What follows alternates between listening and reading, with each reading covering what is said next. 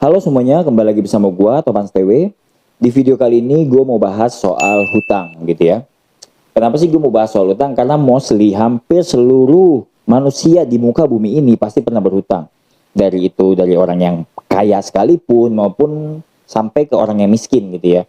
Ya mungkin orang miskin ya berhutang ya nggak masalah karena mereka kan ingin memenuhi kebutuhan hidupnya. Tapi ya hutang itu ya gimana lah, kalian tahu lah pasti hutang itu kebanyakan yang negatif gitu ya. Tapi di sini gua akan menjabarkan hutang dari yang positif sampai yang paling negatif sekalipun. Jadi kalian ini biar tahu nih, apakah hutang yang kalian utangkan atau kalian berhutang, apakah itu baik untuk kalian atau tidak. Sebenarnya baik sih kita berhutang ketika kita tahu kapasitas kita ketika kita berhutang. Nah, mungkin banyak orang di luar sana berhutang untuk memenuhi kebutuhan hidup, gaya hidup, dan itu yang berakibat ya kecekek gitu ya lehernya sampai dia tidak bisa bayar ataupun sulit untuk membayarnya. Nah, di sini gue akan menjabarkan dari yang positif sampai negatif. Tapi sebelum itu ada yang mau lewat dulu yang satu ini.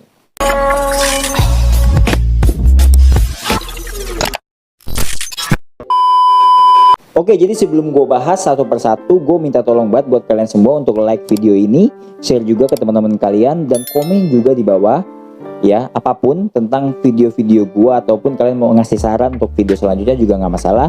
Dan subscribe jika kalian mau, sekali lagi ya, kalau nggak mau juga nggak masalah, yang penting tolong bantu like aja gitu ya.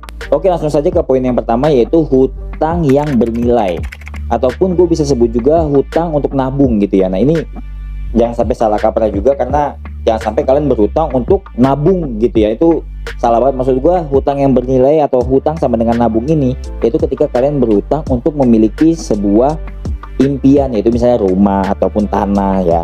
Kenapa? Karena kalau ketika kalian beli rumah KPR contohnya, nah kalian kan dituntut untuk membayar setiap bulannya cicilan tersebut ya. Namanya KPR kalian nggak bisa lunasin gitu langsung. Kalau lunasin nanti harganya akan berbeda gitu. Nah, di sini kenapa gue bilang bernilai, karena harga rumah 10 tahun yang lalu sama harga rumah saat ini pasti harganya berbeda. Nah, ketika kalian berhutang di tahun ini, misalnya KPR rumah kalian 15 tahun ke depan, harga rumah tidak sama dengan harga rumah yang Anda beli saat ini. Nah, kenapa gue bilang ini adalah hutang yang bernilai? Ya karena itu harganya akan naik setiap tahunnya, mengikuti mungkin suku bunga, mungkin mengikuti dengan kenaikan gaji juga, inflasi juga. Jadi harga rumah ataupun tanah tersebut akan naik setiap tahunnya begitu ya. Dan ini ya gue nggak merekomendasikan untuk kalian mengikuti, tapi alangkah baiknya jika kalian memiliki impian tersebut, memiliki rumah sendiri misalnya ataupun tanah gitu untuk bangun usaha, ya nggak masalah hutang yang bernilai. Ingat sekali lagi hutang yang bernilai ya, atau bisa dibilang juga hutang yang nabung lah kasarnya. Misalnya kalian di tengah jalan udah nggak sanggup ataupun tidak bisa membayar lagi, kan kalian bisa jual gitu ya. Walaupun agak sulit sih kalau ngejual misal rumah kalian, misalnya rumahnya itu tidak terlalu bagus, tempatnya tidak terlalu strategis ya, itu mungkin agak susah juga dijualnya. Tapi ya setidaknya kalian memiliki ya aset lah kasarnya, walaupun ya nanti kalian huni juga jadinya liability, tapi ya setidaknya kalian nabung lah, iya kan ya gitu. Itu untuk yang poin yang pertama. Dan yang kedua adalah ini yang sangat amat positif juga, tapi ini sering banget digeluti oleh orang-orang kaya di luar sana ataupun orang yang memiliki bisnis, yaitu hutang yang produktif. Nah, ini dia nih. Apa sih Bang contohnya hutang yang produktif itu? Misalnya kalian punya usaha ataupun kalian punya perusahaan, kalian punya bisnis. Nah, kalian hutang ini untuk melakukan ekspansi bisnis kalian, untuk memperluas bisnis kalian agar mendapatkan penjualan yang lebih banyak lagi di kemudian harinya. Itu nggak masalah, tapi sesuai dengan kapasitas kalian. Jangan sampai kalian udah berhutang untuk sesuatu bisnis kalian yang produktif tapi hasilnya tidak baik gitu misalnya ya, ataupun ya malah jadinya kalian rugi dan kalian tidak bisa membayar hutangnya. Nah, ini yang sangat amat berbahaya. Makanya perlu kapasitas ya, untuk kalian tahu apakah kalian menyanggupi untuk membayarnya dan apakah kalian memperhitungkan setiap apa yang ingin kalian putuskan. Nah, ini yang paling penting banget. Jadi jangan sampai udah kalian putuskan ternyata malah berakhir tragis gitu ya, kalian tidak bisa bayar, kalian dikejar-kejar debt collector misalnya, kalian nggak bisa bayar. Nah, sekali lagi, hutang yang produktif adalah ketika kalian memiliki usaha, kalian ingin ekspansi agar penjualannya semakin besar, keuntungannya semakin banyak. Nah, itu sangat amat baik dan sangat amat direkomendasi sih menurut gua ketika kalian punya usaha tersebut. Jangan sampai kalian utang tapi ya nggak produktif, yang ada ya kalian cuma ya buang-buang duit aja, ngebakar duit aja gitu ya. Oke, nextnya di poin yang ketiga adalah utang yang konsumtif. Nah, ini adalah salah satu jenis utang yang negatif. Kita udah membahas utang yang positif ya, yang nomor 1 dan nomor 2, dan yang ketiga adalah utang yang negatif menurut gua, karena utang ini akan merugikan kalian waktu-waktu gitu. Misalnya kalian hutang yang konsumtif apa? Kalian berhutang untuk membeli sesuatu pakaian, untuk ya kalian keren gitu ya. Kalian beli baju mahal atau beli sepatu Jordan yang mahal juga gitu ya, beli jam tangan mewah gitu ya.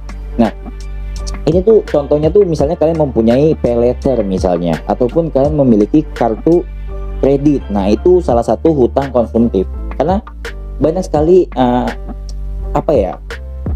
penawaran-penawaran yang diberikan oleh kartu kredit. Misalnya ketika kalian membeli sebuah barang, misalnya laptop ataupun HP ataupun jam mahal, ketika kalian menggunakan kartu kredit, kalian dikasih diskon yang luar biasa lah. Misalnya kalian beli jam harga 20 juta nih, misalnya ini contoh ya. Terus kalau ketika kalian memiliki kartu kredit, harganya akan dipotong 9 juta misalnya, jadi 11 juta kalian beli. Nah, mungkin aja itu menguntungkan buat kalian, tapi kita nggak pernah tahu nih di kemudian hari apakah suku bunga akan naik. Karena kalau suku bunga naik setiap tahunnya, nah angsuran yang kalian bayar itu akan ikut naik. Kalau kalian nggak bisa bayar, bakal berbunga lagi, menggulung bunganya sampai kalian tidak bisa bayar. Nah, itu sangat amat berbahaya sekali. Makanya hutang konsumtif ini menurut gua sangat tidak disarankan, tapi sering banget diminati atau digeluti oleh kaum milenial generasi Z saat ini, mungkin yang kelahiran tahun 90 sampai tahun 2000 ya, mungkin ini sering banget dipakai, entah itu paylater, entah itu kartu kredit ya, untuk memenuhi kebutuhan gaya hidupnya gitu. Nah, ini sangat amat sayang sekali, karena ketika kalian berhutang seperti itu ya mostly ya kalian ya mikir buat bayarnya gitu ya. Jadi ya jangan sampai kalian berada di posisi ini. Kalau ditanya apakah gue pernah mengalami posisi tersebut, gue pernah ya. Mungkin lebih tepatnya agak berbeda ya, mungkin bukan karena gaya hidup ya, mungkin karena ya beban biaya hidup gue besar gitu. Salah satunya misalnya gue bayar cicilan rumah, dan gue tinggal di kota gitu ya, dan rumah yang gue beli itu nggak gue huni, jadi beban gue 2 kali lipat gitu. Jadi ya mau gak mau ya gue hutang konsumtif, tapi untuk kebutuhan gue, bukan untuk gaya hidup. Misalnya gue buat makan misalnya ya mau gak mau, tapi ya nggak melebihi dari kapasitas gue. Sekali lagi, kapasitas itu sangat penting. Kalau kalian tidak tahu kapasitas kalian terus kalian berhutang, itu akan merugikan kalian sendiri, dan sampai-sampai kalian tidak bisa membayar hutangnya dan kalian dikejar-kejar oleh debt collector misalnya. Oke, nextnya di poin yang keempat, ini adalah poin yang terakhir, yaitu hutang untuk bayar hutang. Nah, ini yang sangat amat mengerikan ya. Emang ada bang orang yang hutang untuk bayar hutang? Ada. Ini seperti istilah gali lubang tutup lubang. Nah, ini dia nih. Gua pernah berada di posisi itu, maksudnya bukan gua, tapi ada orang yang berhutang ke gua untuk orang itu bayar hutang lagi. Nah, itu sangat amat kaget sih gua. Dia minjem duit ke gua ya, walaupun nggak banyak, berapa juta lah gitu ya. Terus dia untuk bayar hutang ke orang lain. Kalau nggak dia bayar nanti dia diapain gitu lah, gue nggak paham ya. Dan gue pinjemin, dan ya lu tau lah ya, ketika orang yang hutang untuk bayar hutang itu pasti sulit untuk membayarnya. Pasti dia akan melakukan pinjaman lagi untuk bayar hutang ke orang yang dia hutangin. Nah, itu dia tuh. Ini kayaknya omongan gue tuh mulai ngawur nih, maksudnya udah mulai terbelilit ya. Tapi ya ada orang yang sampai di kondisi tersebut. Mungkin orang, ya kita lihat saja, kita sebut orang miskin yang susah hidupnya ya kan ya, untuk memenuhi kebutuhan hidupnya jadi susah ya, jadi mau kamu dia hutang. Tapi ya jangan sampai kalian di luar sana, apalagi yang udah kondisi ekonominya sulit, jangan sampai kalian melakukan hal yang poin keempat ini, yaitu hutang untuk bayar hutang ya. Karena ya gua lihat sendiri ada orang yang seperti itu, tapi ya jangan sampai lah kalian berada di posisi itu, hutang untuk bayar hutang ya, jangan sampai ya.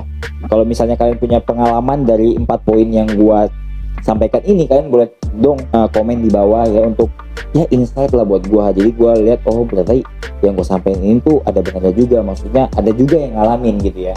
Mungkin kalau poin 1 dan poin 3 gua udah ngalamin sih ya, tapi kalau poin keempat, nah ini gua belum pernah nih, tapi gua pernah meminjami orang yang melakukan poin keempat tersebut. Nah, itu yang sangat amat mengerikan sih. Kalau misalnya ada orang yang sampai begitu bayar hutang untuk bayar hutang lagi, itu nanti endingnya bagaimana ya? kayaknya sih hutangnya nggak kelar-kelar sih gitu ya.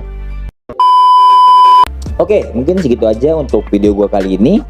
Kalau kalian suka dengan video ini, kalian boleh like video ini, share juga ke teman-teman kalian, komen juga di bawah tentang pengalaman kalian tentang hutang gitu. Apakah omongan gue ini bullshit gitu ya? Apakah ada yang kurang kalian mau tambahin? Ada bang di poin kelima hutang apa gitu misalnya? Kalian boleh komen di bawah.